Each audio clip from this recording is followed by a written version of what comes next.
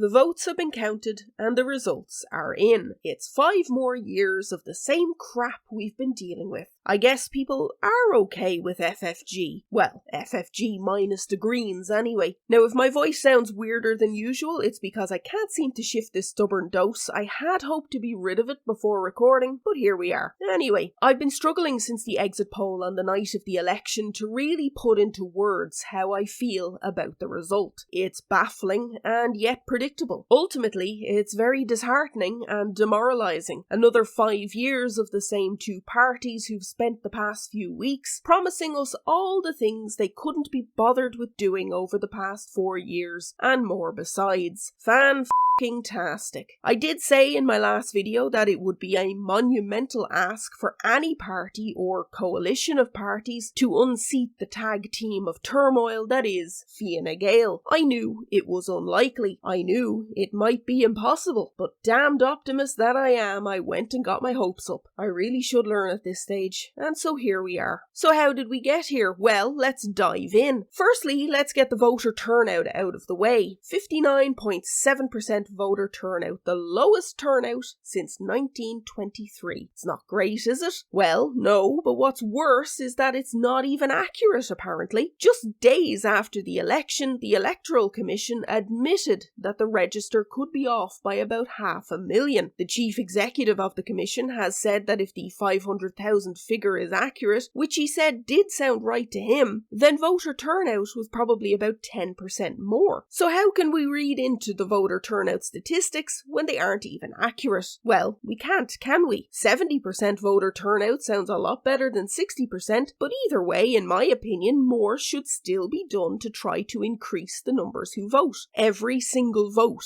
is important. Should we look at voting on Saturdays? Or should we extend the vote to 2 days? Maybe. I mean, if it helps more people to vote, then why not? And what about the postal vote? Did you know that students are able to apply for a postal vote? Because I didn't until I checked the Electoral Commission website. Do students know they can do this? Because they should. Another interesting quirk of our electoral system was shown up on voting day, when Social Democrats leader Holly Cairns was unable to cast her vote due to the little matter of giving birth. Now, I'm sure Holly was not the only woman who gave birth or went into labour on or around the 29th of November, or indeed who were on bed rest due to complications in pregnancy. So just how many women were excluded from voting as a result? I had genuinely never thought of this before, but now that I have, it seems fairly obvious that the option for a postal vote on a temporary basis really should be extended to pregnant women, and indeed to others with a good reason for why they can't attend in person, and the window for applying for a postal vote really should be extended. But let's face it, the people who wanted to vote but genuinely couldn't for whatever reason do not make up 30 to 40% of the electoral register. So there is still a large enough contingent of people who just didn't bother to vote. And if you're one of them, well, you don't get to complain. I know some will say, sure, what's the point? Nothing ever changes. And then they'll point to these results as proof. But that's a self-fulfilling prophecy. If you choose not to vote, you are choosing the status quo. It's that simple. If more people got out and actually voted for someone other than the incumbents, we might have had real change. But here we are. So where exactly are we then? What's the current state of play? Well, the top three are Fianna Fáil on 48 seats, Sinn Féin on 39, and Fine Gael on 38. Yes, that's right. That's 2 elections in a row where Fianna Fáil have come away with the most seats and Sinn Féin have outperformed Fine Gael. Then we have the Social Democrats and Labour both on 11 seats each, followed by Independent Ireland on 4, People Before Profit on 3, Aontú on 2, the Greens way down to just 1, and the 100% Redress Party on 1, and with 16 independents of various flavours making up the rest. 88 seats are needed for a majority, and FFG fall just short of that on 86. 36. Now, I could spend hours dissecting the numbers and statistics and still not manage to cover everything, so I'll just stick to the highlights, or should I say lowlights, with the caveat that they are just the headline numbers. So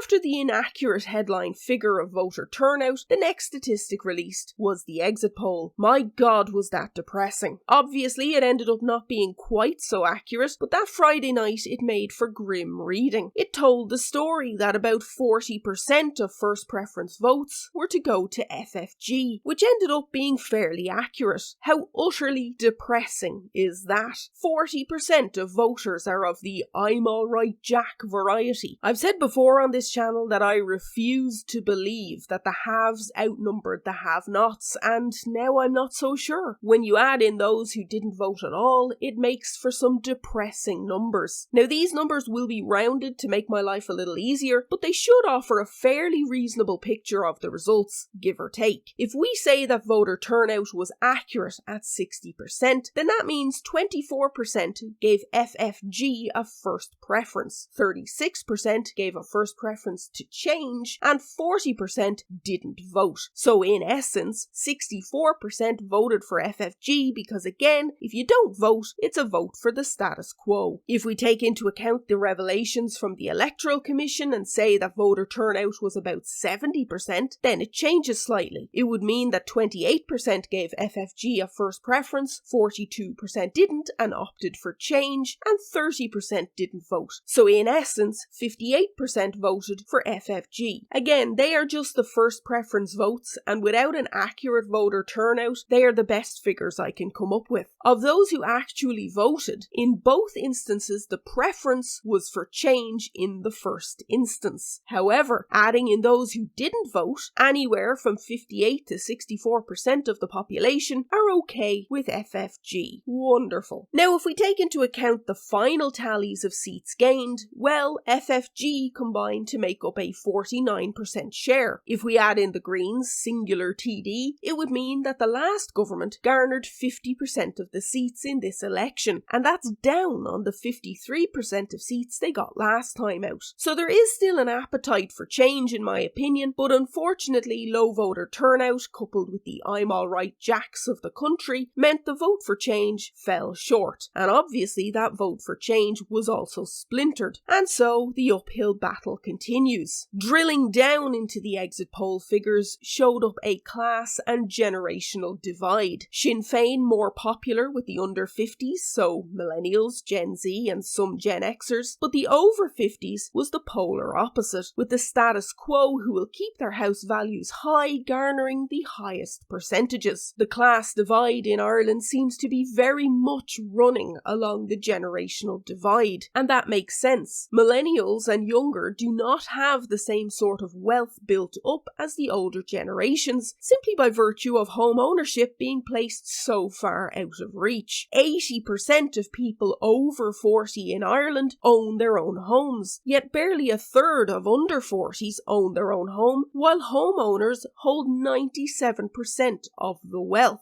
Generation rent strikes again. First-time buyers are getting older too. 60% of those born in the 1960s owned a home by the time they turned 30, but it's only 32% for those of us born in the 80s. The divide is clear as day in my opinion. The older generation voted to keep the status quo, and before anyone says it, I know well that it's not all of the older generation, and it's not my intention to tar entire generations with the one brush. There are plenty of boomers and Gen Xers alike who are also struggling, not just financially, but emotionally, who voted for change. There are plenty among those generations who are looking at not just their own situation, but also looking at their children and their grandchildren and wanting more for them. I cannot imagine the emotional strain it must be to say goodbye to your children at the airport as they fly off in hopes of a chance at a fairer life, somewhere where the social contract has not been broken. That's just not possible under FFG. But unfortunately, there are plenty among those generations who are happy with their lot and don't seem to care past themselves. themselves, hence the votes for FFG. And while it would be easy to feel incredibly demoralised by those statistics, the light at the end of the tunnel is that the younger generations do want change, and in time you have to hope that that change will come. It's just getting to that point that's the problem. What baffles me though, and really makes a mockery of any of the answers from the exit polls, was that housing and homelessness were apparently the top issue for voters. How can that be the most important issue when FFG are all but returned to power? How can it be the most important issue when voters have just voted to continue banging their heads against the wall while FFG do absolutely nothing of use to tackle the housing crisis? And that's not all that was baffling from the exit polls. Only 22% of respondents wanted a Sinn Féin-led coalition, and 7% wanted a coalition between Fianna Fáil and Sinn Féin, yet 34% preferred Mary Lou MacDonald as the next Taoiseach. Make it make sense. Two other results in this election have absolutely shaken my faith in the goodness of people though, and I don't say that lightly. Simon Harris and Dara O'Brien topping their polls. What the actual is wrong with people? Look, I try my best to be diplomatic and level-headed about the issues, even when they rile me up. But the story of those two in particular topping the polls just left me utterly disgusted. In my opinion, anyone who voted for these two gave a massive you to every child who has been lied to, forgotten, ignored, and pushed into ever-increasing homelessness. It's just repugnant. Anyway, enough about the polls. The results are what they are. It's now up to the opposition to make better use of their time and capture more voters before the next election. So let's move on to government formation, because this is where side stories and smaller parties come into play. Right now, Fianna Fáil and Fine Gael combine to be 2 seats short of a majority, although in reality any coalition would be happier with more of a buffer. So the question becomes, who will stand up and take their place as the next minority mudguard? The answer really should be no party. I mean, the Greens were once again destroyed, and that should be a cautionary tale to any and all parties considering a deal with the devils. As Fraser Crane once said, it may be an unwise man that doesn't learn from his own mistakes, but it's an absolute idiot that doesn't learn from other people's. And so we come to Labour. Labour, who inexplicably managed to amass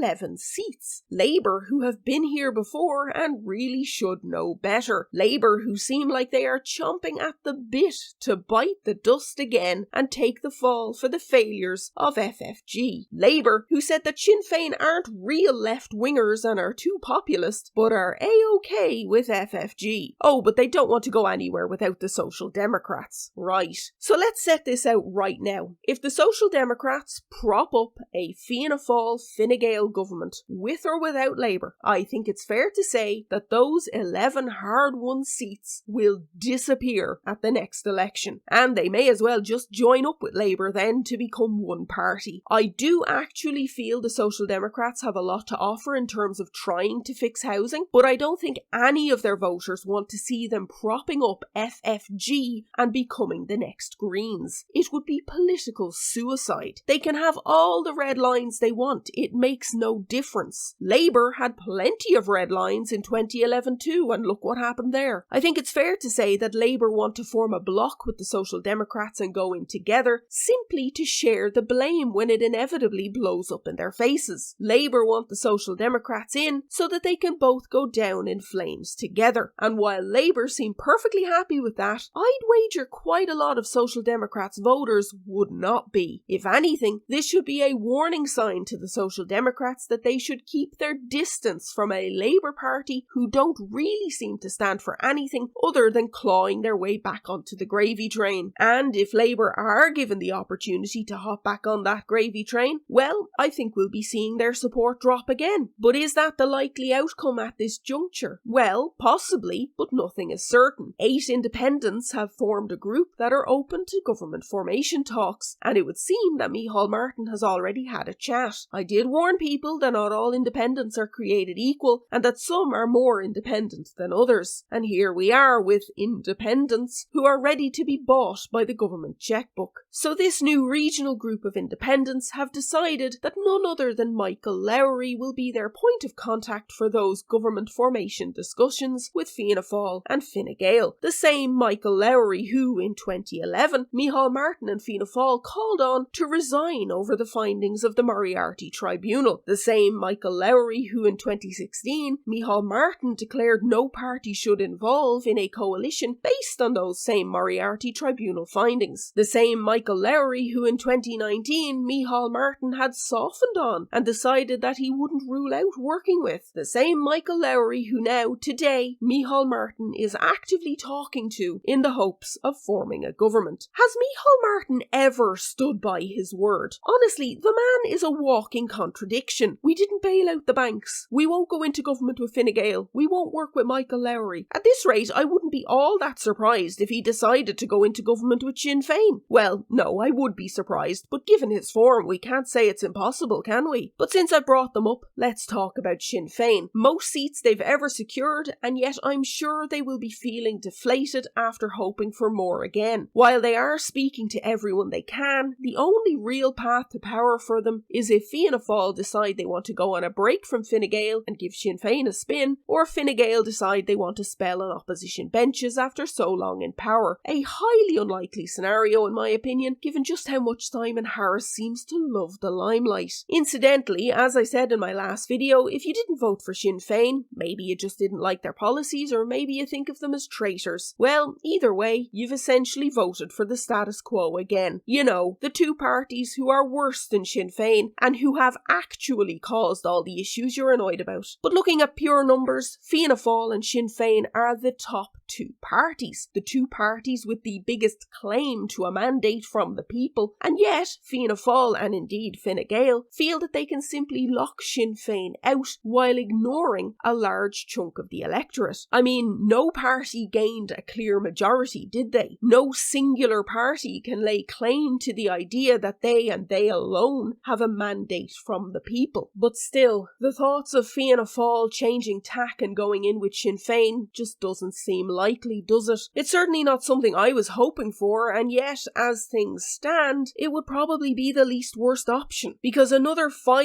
years of FFG is quite frankly the worst possible outcome, and yet that's where we're headed, it seems. I genuinely cannot believe I am grasping at straws and hoping for a Fianna Fáil Sinn Féin coalition, and yet here we are. And really, is Fianna Fáil going in with Sinn Féin worse in the opinions of their members than when they went in with Fine Gael of all parties? You know, after Micheál explicitly ruled it out? Never say never, but ultimately it's very unlikely, and we are now staring down the barrel of another 5 years of the same. Although it will be interesting to see how power is divided. I'm sure Fine Gael will be looking for another farcical rotating Taoiseach deal, and yet could you blame those in Fianna Fáil if they want to say no? They are 10 seats ahead of them after all, and I'm sure the ordinary members of Fianna Fáil may feel like they've done enough over the past 8 years for Fine Gael, what with propping them up in confidence and supply and banding together to ward off Sinn Féin. I guess we will soon see just what differences, if any, remain between the two parties. At this point, if they do decide on another merry-go-round of Taoiseach, they should just drop the charade and join together as one party and be done with it. It just makes a mockery of the office of Taoiseach to play such juvenile games. And while we're talking about juvenile behaviour, Micheál Martin doesn't expect a government to be formed until the new year. Yeah, no rush. I mean, it's not like homelessness is increasing or anything. Nah, they'd rather take their time and ignore the fact that there's a country needing to be run. One last point I want to touch on, since thankfully they can't do any more damage, is the decline of the Greens. In the wake of their disastrous showing, whereby only party leader Roderick O'Gorman just about managed to retain his seat,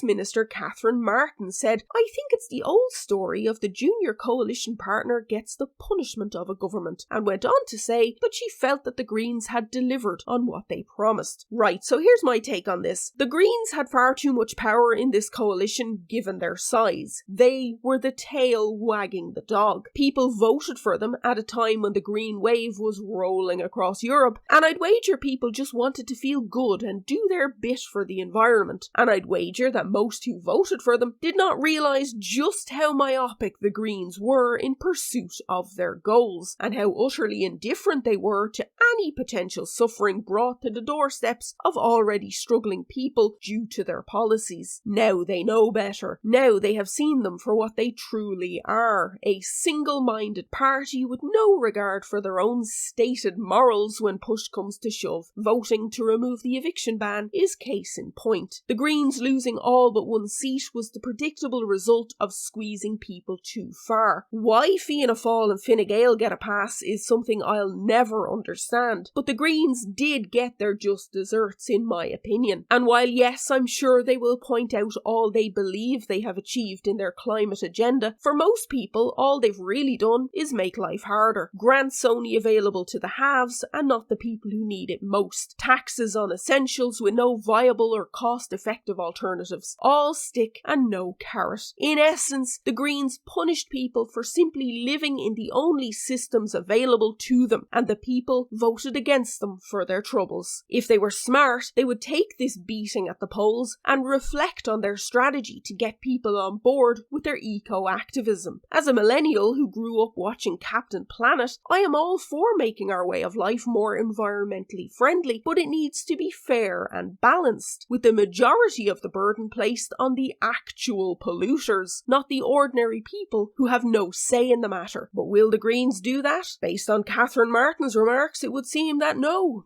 they will not. They would rather play the victim and abdicate all responsibility for their own self-inflicted downfall. Well, good riddance if that's to be their attitude. Anyway, that's just some of the headlines that have come out since election day, and I'm sure I've missed some talking points, but best to leave it there for today and leave more for another day, as I'm sure there'll be more twists and turns ahead. So, how is everyone feeling about the results? Are you happy? Are you frustrated? Are you demoralised? Can you bear another 5 years of the FFG merry-go-round? Are you as utterly deflated as I am? Let me know in the comments below. Don't forget to like, share, subscribe and hit that bell icon to be notified of new content. If you want to support the channel, you can buy me a coffee or a super thanks, which is greatly appreciated, and a huge thank you to those of you that already have. You can also follow me on Twitter. Until next time, slán go fóill.